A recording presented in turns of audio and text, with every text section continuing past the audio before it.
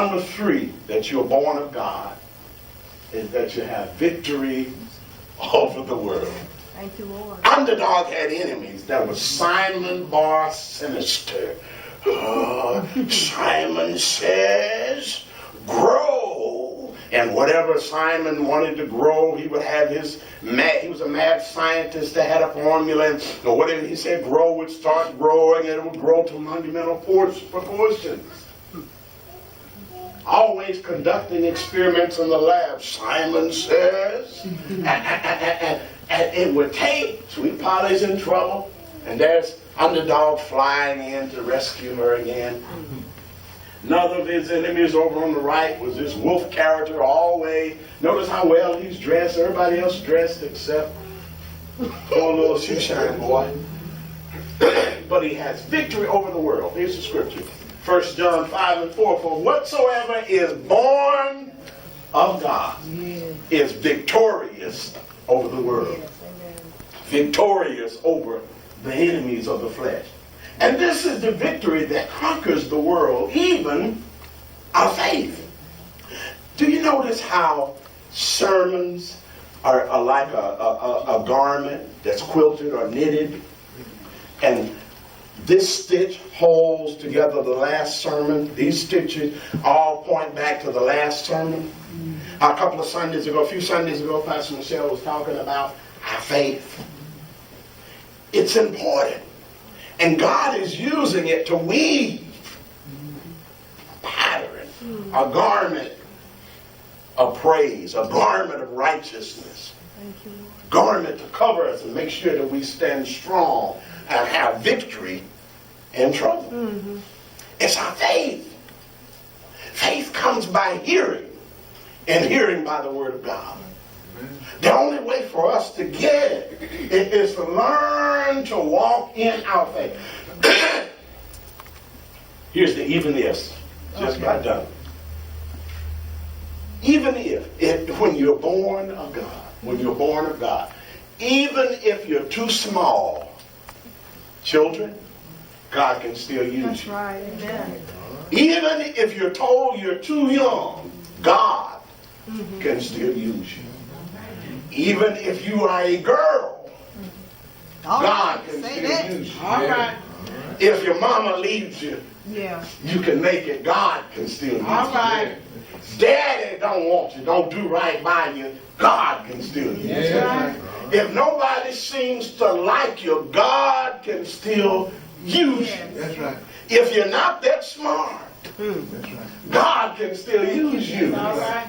If you're confused and troubled, God can use you. When you're outnumbered, God can use you. That's right. That's right. I got some proof. Let me call just a couple of witnesses and I'll get out of your way.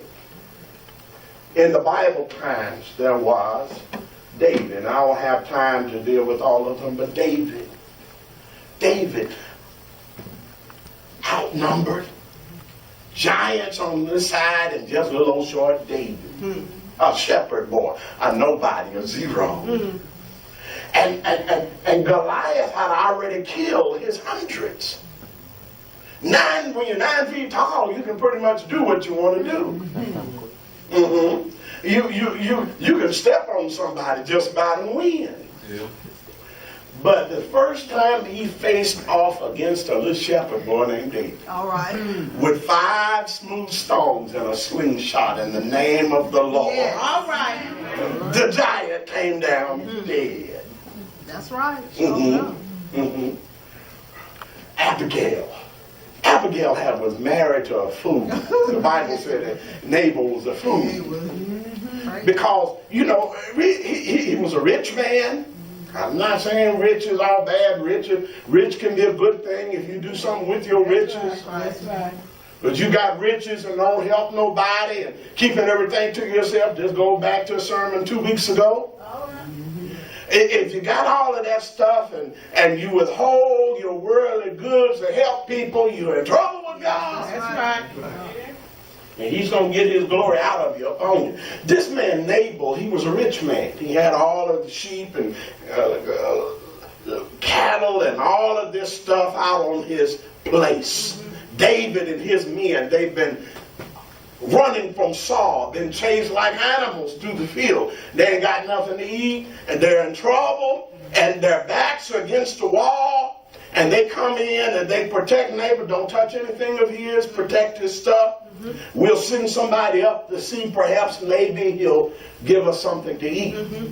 Sent the word to Nabal. Nabal said, I ain't doing nothing.